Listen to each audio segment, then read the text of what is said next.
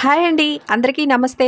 వరలక్ష్మి వ్రతం రోజు అమ్మవారికి చేసే ప్రసాదాలలో పూర్ణం బూరెలు అలాగే పులిహోరని చాలా తక్కువ టైంలో ఈజీ ప్రాసెస్తో ఎలా ప్రిపేర్ చేసుకోవాలో ఇక్కడ నేను ఈ 2 ప్రసాదాలు చేసి చూపిస్తాను. తప్పకుండా చూడండి. ఇక్కడ కప్పు వరకు పచ్చిశనగపప్పుని శుభ్రంగా 2-3 సార్లు కడిగేసుకొని మంచినీళ్ళని పోసుకొని నైట్ అంతా నానబెట్టుకున్నాను. ఉదయానికి చక్కగా ఈ విధంగా నానతాయి. ఇప్పుడు ఈ నీళ్లు మొత్తం వంపేసుకొని మళ్ళీ వేరొక గ్లాస్ మంచినీళ్ళని పోసుకొని ఇప్పుడు ఈ పప్పు మొత్తం ఒక గిన్నెలోకి వేసేసుకోవాలి.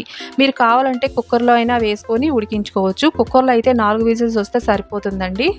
నేను ఇక్కడ స్టీల్ గిన్నెలో వేసేసుకొని ఒక గ్లాసున్నర వరకు వాటర్ని యాడ్ చేసుకొని స్టవ్ని లో ఫ్లేమ్లో ఉంచేసుకొని ఈ వాటర్ మొత్తం ఇనికిపోయి పప్పు చక్కగా ఉడికే వరకు మూత పెట్టేసుకొని ఉడికించుకోవాలి. ఒక 6-7 నిమిషాల తర్వాత వాటర్ మొత్తం ఇనిగిపోయి పప్పు అనేది చక్కగా ఉడికింది. పప్పుని పట్టుకొని చూస్తే ఈ విధంగా ఉండేటట్టుగా ఉడికించేసుకోవాలన్నమాట.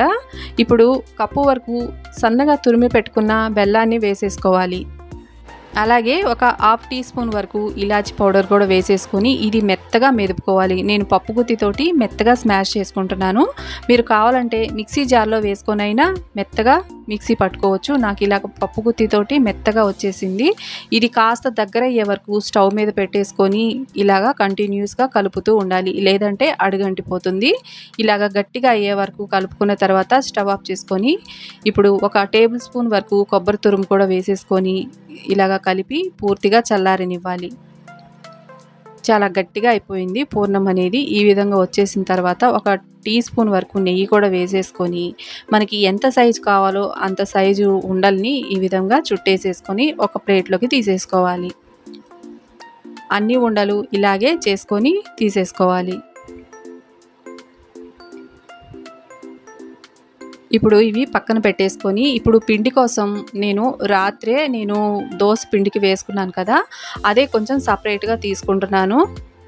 సపరేట్గా మనం అప్పటికప్పుడు పట్టుకునే కన్నా ఇలా ముందు రోజే దోసపిండి ఎటు మనం టిఫిన్కి ఇంట్లో వేసుకుంటాం కనుక ఆ రోజే దోసపిండి వేసుకొని మరుసటి రోజు కాస్త తీసేసుకొని పక్కకి పూర్ణానికి ఇలా ప్రిపేర్ చేసుకున్నామంటే మనకి టైం అనేది సేవ్ అవుతుందన్నమాట. కాస్త సోడా ఉప్పు, కొద్దిగా ఉప్పు కూడా వేసేసుకొని ఈ పిండిని 1 నిమిషం పాటు బాగా కలిపేసుకున్నామంటే పిండి చక్కగా నాని బాగా మనకి పూర్ణం బూరెలు అనేవి పగలకుండా చక్కగా వస్తాయి. ఇలాగ పిండిలో డీప్ చేసుకొని స్పూన్తో కానీ చేత్తో కానీ వేసేసుకోవాలి. బాగా కాగిన ఆయిల్లోకి ఇలాగా స్పూన్తో ఒక్కొక్కటిగా డ్రాప్ చేసుకోవాలి. స్టవ్ని మీడియం ఫ్లేమ్లో ఉంచేసుకోవాలి. ఆయిల్ కొంచెం హీట్గానే ఉండాలి. ఇలా వేసేసుకొని 2 వైపులా బాగా చక్కగా ఎర్రగా కాలిన తర్వాత తీసేసుకోవడమేనండి. చూసారా, రౌండ్గా అసలు పూర్ణం అనేది బయటికి రాకుండా చక్కగా వచ్చాయి.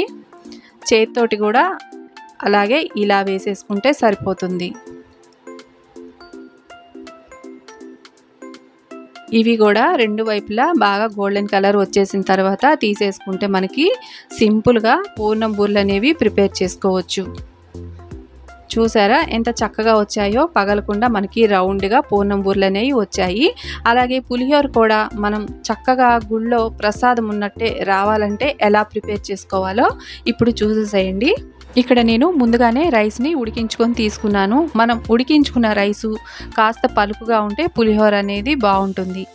ఈ రైస్కి తగ్గట్టుగా చింతపండును తీసుకోవాలి. ఒక పెద్ద నిమ్మకాయ సైజ్ అంతా చింతపండు తీసుకొని ఇసుక అనేది లేకుండా శుభ్రంగా వాష్ చేసుకొని 1 గ్లాస్ వరకు వాటర్ని పోసుకొని 1 గంట వరకు పక్కన పెట్టి నానబెట్టుకోవాలి. ఇప్పుడు స్టవ్ మీద మెంతులు, ఆవాలు, జీలకర్ర, కొద్దిగా మిరియాలు, 1 టీ స్పూన్ వరకు ధనియాలు వేసుకొని అలాగే 1 టీ స్పూన్ మినపగుళ్ళు, 1 టీ స్పూన్ పచ్చిశనగపప్పు కూడా వేసేసుకొని ఇవి బాగా డ్రై రోస్ట్ అయిన తర్వాత చల్లారిన తర్వాత మిక్సీ వేసుకొని పౌడర్ని పక్కన పెట్టేసుకోవాలి. ఇప్పుడు స్టవ్ మీద వేరొక ప్యాన్ పెట్టుకొని 2 టేబుల్ స్పూన్ ఆయిల్ వేసుకున్న తర్వాత వేరుశనగ గుళ్ళు అలాగే మినపగుళ్ళు, పచ్చిశనగపప్పు వేసుకోవాలి. కొద్దిగా ఆవాలు, జీలకర్ర కూడా వేసుకొని ఈ తాలింపు మొత్తం వేయించుకోవాలి. తాలింపు అనేది కాస్త వేగిన తర్వాత ఇప్పుడు కొద్దిగా స్పైసీగా ఉండటం కోసం 4 పచ్చిమిర్చి చీలికల్ని ఈ విధంగా కట్ చేసుకొని వేసుకొని, ఎండుమిర్చి కూడా వేసుకొని బాగా ఈ విధంగా ఫ్రై చేసుకోవాలి. అలాగే కాస్త కరివేపాకు కూడా వేసేసుకొని, కరివేపాకు కూడా కాస్త చిటపటలాడే వరకు వేయించుకున్న తర్వాత కాస్త ఇంగువని వేసుకుంటున్నాను. మీరు ఇంగువ వద్దనుకుంటే స్కిప్ చేయొచ్చు. కానీ పులిహోరలో ఇంగువ అనేది టేస్ట్ చాలా బాగుంటుంది. తప్పకుండా వేసుకోండి. కాస్త పసుపు కూడా వేసుకొని ఈ పసుపు పచ్చివాసన పోయే వరకు వేయించుకున్న తర్వాత నానబెట్టుకున్న చింతపండుని గుజ్జు తీసేసుకొని వేసుకోవాలి. ఈనెలు, ఇత్తనాలు అనేవి లేకుండా తీసుకొని వేసుకొని టేస్ట్కి సరిపడినంత సాల్ట్ కూడా వేసేసుకొని ఈ చింతపండు గుజ్జు గట్టిగా అయ్యే వరకు ఈ విధంగా మనం ఇలాగా కలుపుకోవాలి.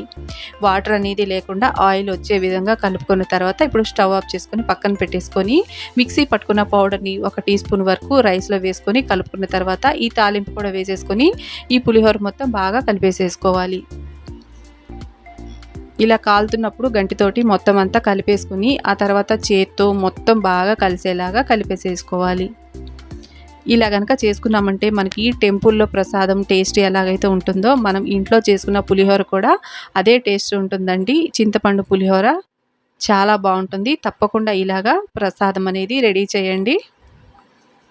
చాలా బాగుంటుంది. మరి వీడియో నచ్చితే తప్పకుండా లైక్ చేయండి. కొత్తగా చూస్తున్న వాళ్ళు మన ఛానల్ని సబ్స్క్రైబ్ చేసుకోండి. అలాగే మరిన్ని వీడియోస్ కోసం పక్కనున్న బెల్ ఐకాన్ని తప్పకుండా యాక్టివేషన్ చేసుకోండి. Thank you for watching. Bye bye.